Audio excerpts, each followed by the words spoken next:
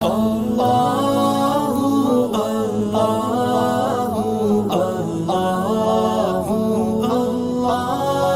اللہ الرحمن الرحیم۔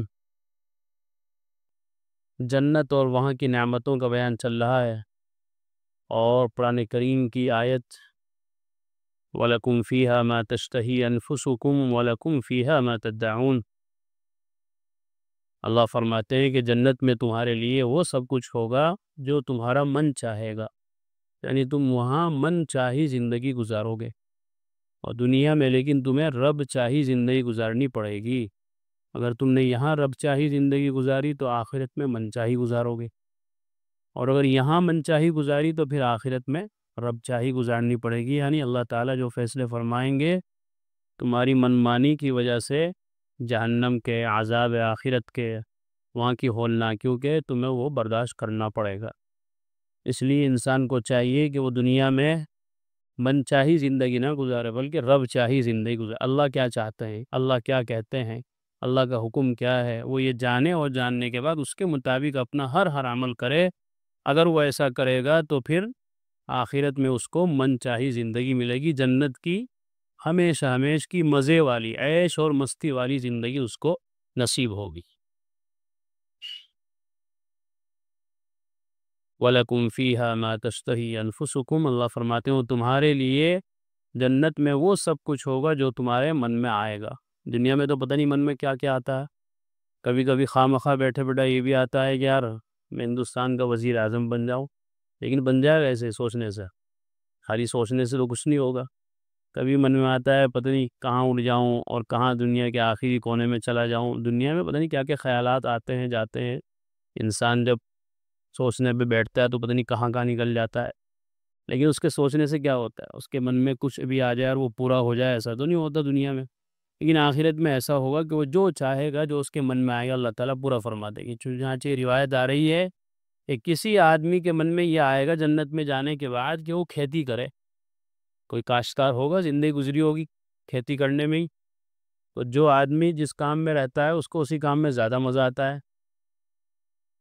چنانچہ گاؤں دیہات کے جو بڈھے لوگ ہوتے ہیں ان کو حقہ پانی میں بڑا مزہ آتا ہے، چنانچہ وہ شہر میں بھی ڈھونڈتے پھرتے ہیں کہ حقہ کہاں ہے، تاکہ وہ دھواں نکالیں، دم ماریں۔ تو جنت میں جانے کے بعد بھی جو کاشتکار لوگ ہوں گے وہ اللہ تعالیٰ سے اجازت مانگیں کہ ہم کھیتی کرنا چاہتے ہیں، کہ بھئی کھیتی کر کے کیا کرو گے؟ تمہیں دنیا میں بڑے دھکے بھر لیے، بڑا خون پسینہ بہا لیا، جنت میں بھی خون پسینہ بہا تو بھی جنت کا کیا مزہ؟ بتاؤ تمہیں چاہیے کیا؟ گیہوں چاہیے تمہیں، یا چاول چاہیے، یا کوئی اور سبزی چاہیے جو تم اگاتے تھے؟ تم حکم کرو، تم صرف اپنے من میں سوچو اور فوراً حاضر ہو جائے گا۔ محنت کرنے کی کیا ضرورت؟ محنت تو بہت کر لی دنیا میں، یہاں محنت کرنے کی جگہ نہیں ہے۔ یہاں تو جو تم مانگو گے، جو تم چاہو گے وہ ہو جائے گا۔ لیکن وہ کہیں گے نہیں، ہمارا من کر رہا ہے، ہم بور ہو رہے ہیں، تھک گئے ہیں، ہم چاہتے ہیں کہ ذرا تھوڑا سا مزہ یہاں سے بھی کھیتی کا لے کے دیکھیں کہ یہاں کھیتی کیسی ہوگی۔ وہاں تو کر کے آ ہی گئے۔ یہ روایت میں ایک واقعہ آیا ہے۔ چنانچہ کہتے ہیں جنت میں کھیتی، حضرت ابو ہریرہ رضی اللہ عنہ سے روایت ہے کہ رسول اکرم صلی اللہ علیہ وسلم کی خدمت میں گاؤں کے رہنے والے ایک صحابی بیٹھے ہوئے تھے، اور آپ یہ بات بیان فرما رہے تھے کہ جنتیوں میں سے ایک شخص اپنے پروردگار سے کھیتی کرنے کی اجازت طلب کرے گا۔ اللہ تعالیٰ فرمائیں گے کہ کیا تو ان بھرپور نعمتوں میں نہیں ہے جو حسب خواہش تجھے ملی ہوئی ہیں؟ سب کچھ تو ملا ہوا ہے کھیتی کر کے، اور کیا چاہیے؟ کیا لینا چاہتا ہے؟ کیا اگانا چاہتا ہے؟ سب کچھ اگایا ہوا موجود ہے۔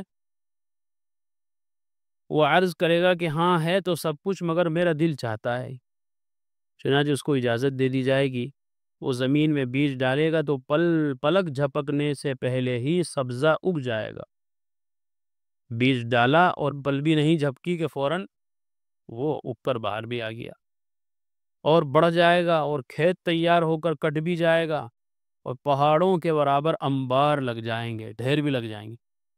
ابھی پود لگائی، ابھی بیج ڈالا، فوراً منٹوں سیکنڈوں میں، لمحوں میں، پل جھپکتے ہی سبزہ بھی اگ گیا، اور وہ بڑا بھی ہو گیا، بڑا ہونے کے بعد کٹ بھی گیا، کٹنے کے بعد ڈھیر بھی لگ گئے، نقد سغد بالکل۔ دنیا میں تو انتظار کرنا پڑتا ہے بہت، بیج ڈالو، پھر اور محنت کرو، پانی دو، نلائی کرو، ترائی کرو، اور پھر اس کی دیکھ بھال بھی کرو، لیکن وہاں کچھ ایسا نہیں ہوگا۔ اللہ تعالیٰ فرمائیں گے کہ آدم کے بیٹے یہ لے لے، تیری حرص کا پیٹ کوئی چیز نہیں بھرتی۔ اے دنیا میں بھی تیری زندگی اسی طرح گزری ہے کہ ایک چیز مل گئی یہ دوسری کی خواہش ہے، دوسری مل گئی تیسرے کی طرف دھیان ہے، تیسری مل گئی پھر چوتھے کی طرف نظر لگا رکھی ہے کہ یہ بھی مل جائے وہ بھی مل جائے، ہر طرف تیری نگاہیں دوڑتی تھی دنیا میں بھی، وہ تو چاہتا تھا کہ سب کچھ مل جائے، یعنی تیرا پیٹ نہیں بھرتا تھا اللہ کی کسی نعمت کو حاصل کر کے کہ بھئی آدمی بس کرے، اطمینان کرے، صبر کرے، شکر کرے اللہ کا، بہت کچھ اللہ نے دے رکھا ہے۔ یہ انسان کی فطرت ہے کہ لالچ اور سے زیادہ اور بڑھ جائے اور زیادہ مل جائے۔ اللہ فرمائیں گے کہ یہ انسان کی جو حرص ہے، اس کا جو لالچ کا پیٹ ہے، یہ کوئی چیز نہیں بھر سکتی۔ چنانچہ روایتوں میں آتا ہے کہ دنیا کے اندر انسان جب یہ سوچتا ہے کہ ایک مکان سے دوسرا مکان ہو جائے، ایک محل سے دوسرا محل ہو جائے، دکان سے دوسری دکان ہو جائے، اتنے پیسے ہیں تو اور ڈبل پیسے ہو جائیں، ٹبل ہو جائیں، سونے کی ایک وادی ہے جس میں سونا ہی سونا بھرا پڑا ہے، چاہتا ہے کہ دوسری وادی بھی ہو جائے۔ اللہ کے نبی نے فرمایا کہ انسان کا پیٹ تو صرف قبر کی مٹی ہی بھر سکتی ہے، تبھی جا کے اس کو سکون ملے گا جب یہ قبر میں سوئے گا، ورنہ دنیا میں جب تک رہے گا تو اسی فراق میں رہے گا کہ سب کچھ حاصل ہو جائے۔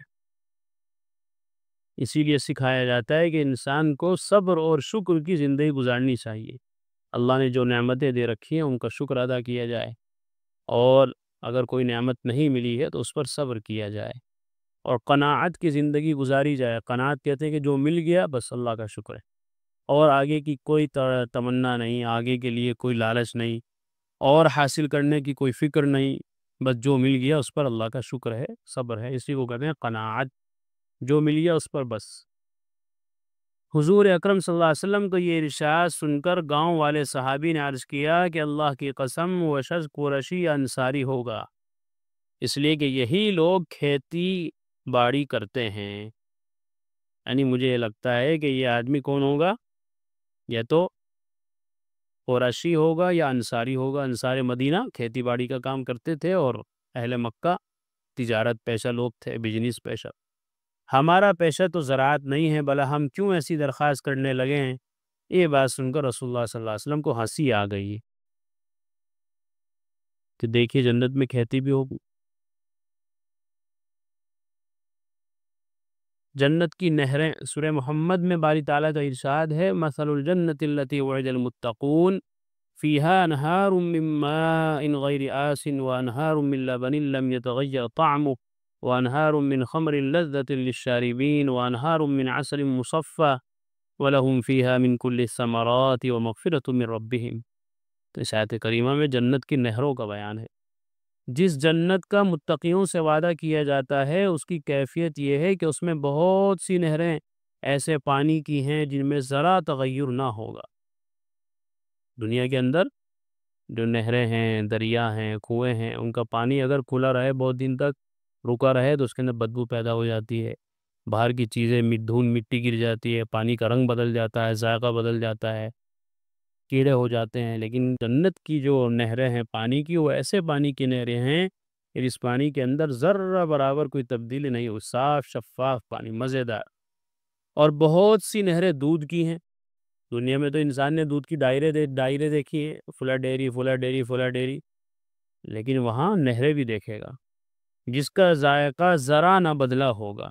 دودھ کی بات بھی ایسی ہے کہ دودھ کی حفاظت کرنی پڑتی ہے، اگر اس کو حفاظت سے نہ رکھا جائے، گرم نہ کیا جائے، فریج میں نہ رکھا جائے، ٹھنڈی جگہ نہ رکھا جائے تو پھٹ جاتا ہے، وہ ناقابل استعمال ہو جاتا ہے، لیکن وہاں ایسا نہیں ہوگا۔ اور بہت سی نہریں شراب کی ہیں جو پینے والوں کے لیے بہت لذیذ ہوگی، پینے والوں کے لیے بہت لذیذ ہوگی۔ شراب سے مراد دنیاوی شراب نہیں ہے کہ جس سے پی کر آدمی کیا ہو جاتا ہے، بالکل ہی بے ہوش ہو جاتا ہے، بدحواس ہو جاتا ہے، اس کو اپنی بھی خبر نہیں رہتی اور یہ بھی خبر نہیں ہوتی کہ وہ کیا بول رہا ہے، کیا کر رہا ہے، کہاں جا رہا ہے، کیا چل پھر رہا ہے، وہ اپنے آپ سے ہی غافل ہو جاتا ہے۔ وہاں جو شراب ہوگی اس کا دنیا کی شراب سے کوئی تعلق نہیں ہوگا، وہ تو اعلیٰ درجے کی مزیدار اور لذت والی شراب ہوگی۔ اس لیے دوسرے مقام پر فرمایا شرابن طہورا، پاکیزہ شراب، پاکیزہ، مزیدار۔ تو بہت سی نہریں شراب کی ہیں جو پینے والوں کے لیے بہت لذیذ ہوگی، اور بہت سی نہریں شہد کی ہیں جو بالکل صاف ہوگا، دنیا میں تو شہد نصیب ہی نہیں ہوتا الا ماشاء اللہ، ورنہ سب ایسے ہی رکھتے ہیں بس 2 نمبر کا۔ لیکن جو جنت کے اندر نہریں ہوں گی شہد کی، وہ شہد بالکل خالص ہوگا، پاکیزہ ہوگا، صاف ستھرا، اس میں کوئی ملاوٹ نہ ہو، اور ان کے لیے وہاں ہر قسم کے پھل ہوں گے۔ یہ تو نہروں کی بات تھی، پینے کی چیزیں، اور پینے کے ساتھ ساتھ کھانا بھی تو چاہیے، خالی پانی یہ پینے کی چیزیں تھوڑی پیتے رہیں گے، کھانا پینا دونوں ہونا چاہیے۔ تو فرماتے ہیں اللہ رب العزت وَلَهُمْ فِيهَا مِن كُلِّ الثَّمَرَاتِ، اور ان کے لیے وہاں ہر قسم کے پھل ہوں گے، اور سب سے بڑی بات کیا ہوگی؟ وَمَغْفِرَةٌ مِّن رَبِّهِمْ، ان کے رب کی طرف سے بخشش ہوگی۔ سب سے بڑی بات یہی ہوگی جنت والوں کے لیے کہ اللہ تعالیٰ ان سے خوش ہوں گے، اللہ تعالیٰ ان سے راضی ہوں گے۔ جب اللہ کی رضا مل گئی تو سب کچھ مل گیا، جب اللہ مل گئے تو سب کچھ مل گیا انسان کو۔ اس لیے قرآن میں آتا ہے وَرِضْوَانٌ مِّنَ اللَّهِ اکبر، اللہ کی رضامندی سب سے بڑی چیز ہے، بہت بڑی چیز ہے۔ اللہ جس سے راضی ہو گیا کہ سارے کام سنور گئے، کہ دنیا بھی سنور گئی، آخرت بھی بن گئی، کہ مزے ہی مزے۔ حضرت عبادہ ابن صامت رضی اللہ عنہ سے روایت ہے کہ رسول اکرم صلی اللہ علیہ وسلم نے ارشاد فرمایا کہ جنت میں 100 درجے ہیں، ہر 2 درجوں کے درمیان اس قدر فاصلہ ہے جتنا آسمان و زمین کے درمیان ہے۔ اللہ، جیسے دنیا میں مثال کے تو 1 فلور 2 فلور 3 فلور تھوڑا تھوڑا سا فاصلہ ہے، 2 پیڑھی چڑھو سیکنڈ آ گیا، 2 پیڑھی اور چڑھو تھرڈ آ گیا، لیکن وہاں کتنا فاصلہ ہوگا ہر 2 درجوں کے درمیان؟ جتنا آسمان و زمین کے، کتنے لمبے چوڑے، سبحان اللہ۔ اور فردوس سب سے اعلیٰ ہے، اسی سے جنت کی چاروں نہریں نکلی ہیں، اور اس کے اوپر اللہ تعالیٰ کا عرش ہوگا، لہذا جب تم اللہ سے جنت کا سوال کرو تو جنت الفردوس مانگو، تو ہمیں اللہ سے ایمان، اللہم انی اسألک الجنت الفردوس، اے اللہ ہمیں جنت الفردوس عطا فرما۔ اس حدیث سے معلوم ہوا کہ 4 نہریں جنت الفردوس سے نکلی ہیں، پھر ہر نہر سے بہت سی نہریں نکلتی چلی گئی ہیں، جن کا سورہ محمد کی آیت میں ذکر ہوا۔ چھوٹی چھوٹی نہریں، چھوٹی چھوٹے جیسے ہوتے ہیں نا پانی کے بلبلے ہوتے ہیں، چھوٹے چھوٹے چشمے ہوتے ہیں پانی کے، ان 4 بڑی نہروں کو ایک حدیث میں 4 دریا فرمایا ہے۔ چنانچہ مشکوٰۃ شریف بحوالہ ترمذی نبی اکرم صلی اللہ علیہ وسلم کو ارشاد نقل کیا ہے کہ بلا شبہ جنت میں پانی کا دریا ہے، اور شہد کا دریا ہے، دودھ کا دریا ہے، اور شراب کا دریا ہے، پھر ان سے اور نہریں پھوٹی ہیں۔